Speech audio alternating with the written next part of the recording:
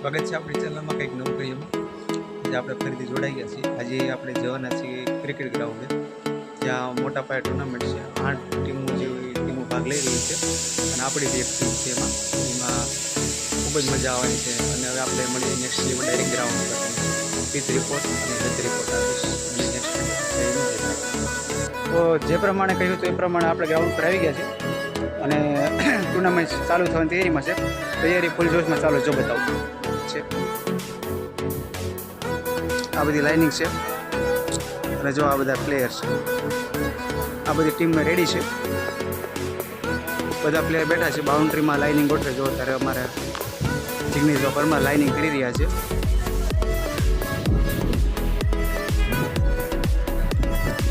બધી ટીમ હાજર છે. થોડી વારમાં ટોસ ઉડશે અને થોડી વારમાં મેચ ચાલુ થઈ જશે. 5-5 ઓવરની મેચ છે.